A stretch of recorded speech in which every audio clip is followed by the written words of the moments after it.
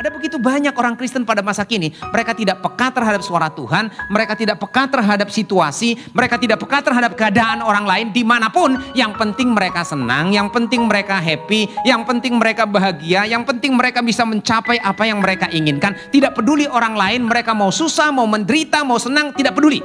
Saya mau tanyakan, masih seberapa berharga sih buat kita berjumpa dengan Tuhan?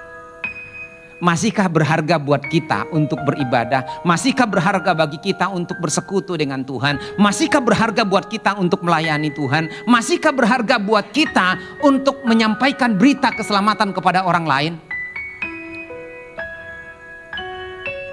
Dan memang di situ dibutuhkan pengorbanan. Mungkin kita tidak punya uang, tetapi kita punya tenaga.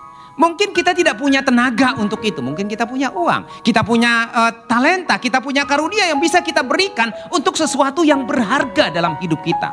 Tuhan tidak pernah mengharapkan sesuatu yang kita tidak punya, tetapi Tuhan menginginkan sesuatu yang kita punya. Tapi kalau kita juga tidak punya, kita tidak mau kasih, berarti itu artinya bahwa sesuatu itu bukan sesuatu yang penting dan berarti buat kita.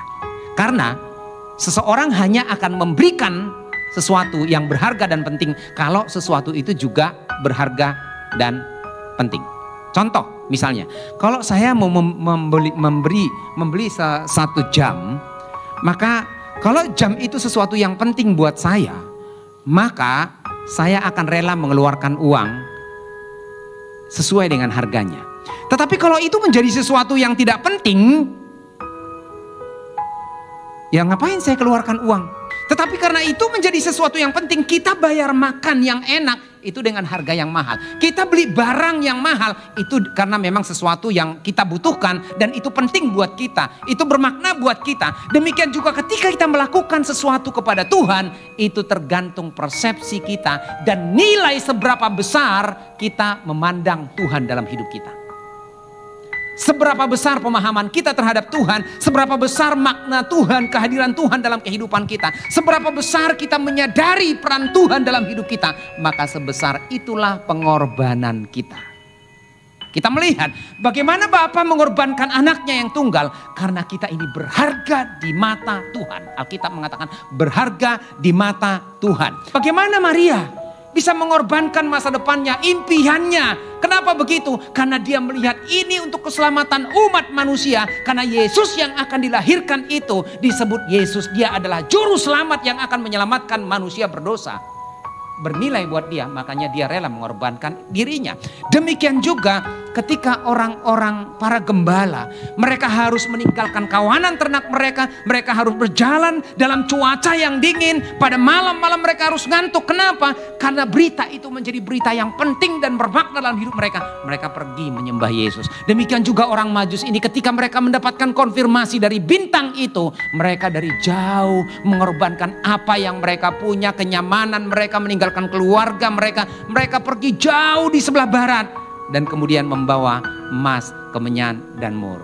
Karena bagi mereka berjumpa dengan Yesus, kehadiran Yesus itu membawa dampak yang luar biasa, bermakna yang luar biasa.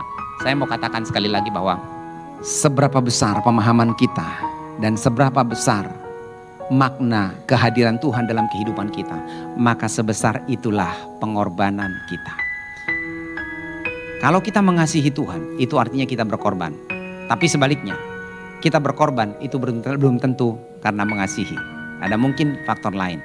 Tapi yang menjadi pertanyaan saya, kalau orang-orang di Natal pertama sudah berkorban dengan apa yang mereka punya. Mereka tidak memikirkan dengan semata-mata kebahagiaan, sukacita. Walaupun ada sukacita itu dan tidak salah kebahagiaan itu, tidak salah sukacita itu. Tapi justru mereka rela memberikan yang terbaik, berkorban. Bagi kita, kehadiran Tuhan tentu menjadi sesuatu yang penting kalau kita menyadarinya.